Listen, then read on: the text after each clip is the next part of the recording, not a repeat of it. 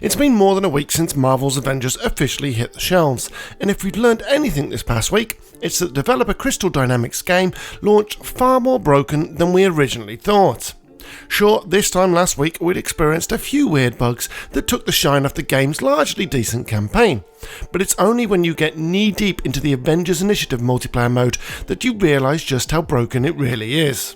In fact, it might just be one of the most broken games we've seen this generation, which is saying something, a mere few months before the generation is set to end. The generation that will be forever dubbed the generation of broken games, or at least in our minds it will. If there's one thing that stands out this generation above all else, it's the concerning trend during the past 5 or 6 years that publishers have seemingly been okay with releasing a game that, for all intents and purposes, is broken. I mean, it can always be fixed later with patches, right? From a legal perspective in the UK anyway, you can even argue that a whole slew of games released this generation weren't just not of satisfactory quality, but were also not fit for purpose, thus breaching the Sales of Goods Act. Although I'm not sure the UK courts, or courts around the globe for that matter, would like to argue the exact purpose of a video game. Whether you're talking about Anthem, Fallout 76 or Halo the Master Chief Collection, it's a damning trend that these situations still continue to happen. Marvel's Avengers is the latest in a long line of broken games at launch, and perhaps the most broken we've seen to date. If you've been one of the unfortunate people who has delved really deep into Crystal Dynamics' game, you'll know just how broken it was, and in a lot of circumstances still is. The skins that go missing, the achievements not tracking, the daily missions bugging out, the weird graphical glitches, subtitles not matching what's being said on screen, disappearing health bars, players spawning in as the wrong character, and those painfully long load screens. They're only scratching the surface in what is a deep cavern of glaring issues. Sure, a couple of these problems have been sorted now in the 3 post-launch patches over a week after the game's early access period for Deluxe Edition owners started, but the cavern still runneth deep. The truth is that the aforementioned laundry list isn't even the worst of it. What remained is the worst of the worst. Marvel's Avengers' greatest issues range from constant crashes, and when we say constant, we mean constant, and the fact players couldn't complete various missions due to disappearing enemies on a consistent basis, to the painful frame rate issues and the game-breaking campaign bugs, like the interrogation anxiety mission bug. The list goes on too, and this isn't just a few isolated issues for a small subset of players. You only have to take to Twitter, forums, comment sections and Reddit to see how widespread the issues really are. The vast majority of these issues still plague the game even now at this time of recording. Let's be honest though, the developers themselves, i.e. the guys and girls who actually put the game together, are almost certainly not okay with putting a game out in this state. The vast majority are incredibly hardworking individuals who have been asked to perform Herculean tasks to meet clearly impossible goals. That effectively does not matter though.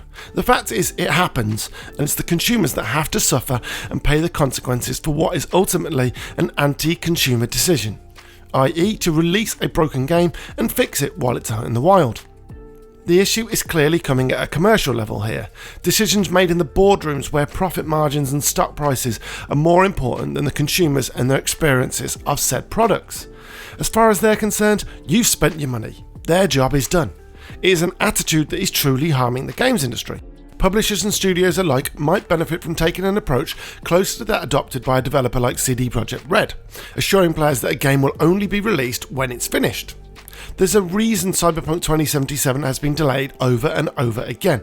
The Polish studio doesn't want to launch a game as complex as Cyberpunk and have it riddled with bugs. It's taking the extra time to ensure that the game is polished, and hopefully that will show in the final product. Take a game like Red Dead Redemption 2 for example, which was delayed for a year in an effort to attain a bar of quality that Rockstar believed the game deserved. Ultimately, it paid off, and while the longer wait was initially disappointing for both consumers and investors, it proved to be worth it. The mantra "good things come to those who wait" is an apt one. And let's be honest here, comparing multi-layered and open-world beasts like Red Dead 2 and Cyberpunk to Marvel's Avengers is a little bit like comparing Dostoevsky to Peppa Pig. You could argue that releasing a game in the current climate with the COVID-19 pandemic and all that, there are bound to be a few issues as studios adjust to working remotely. But I could point to examples of games that have shipped without issues or have been delayed to make sure they reach the quality level that fans deserve in the last few months alone. There are no excuses for Square Enix here. And the answer to all this isn't developers themselves to spend more time entrenched in countless hours of crunch to finish a project. It's for those who run the studio, who make the decisions, to make sure that the team has the resources and time needed to create the product that they wanted to create and sell. Too often this generation, consumers have been an afterthought, and that very much seems to be the case with Marvel's Avengers. Don't get us wrong, we're not talking about early access games here either. They, by the very definition, are pre-release and come with a caveat that there will be issues. Consumers buy into those games knowing that.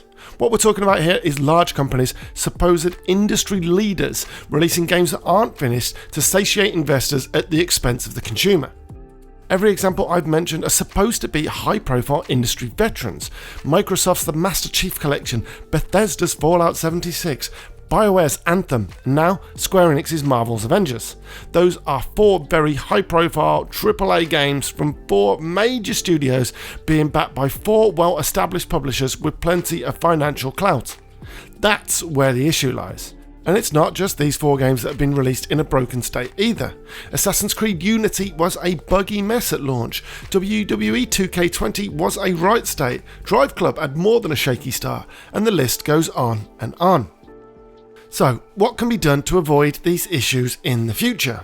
Could platform holders such as Xbox and PlayStation do more to ensure games on its platform actually work as they should?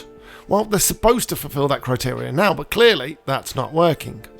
Whether the responsibility should fall on them is also an entirely different ethical can of worms.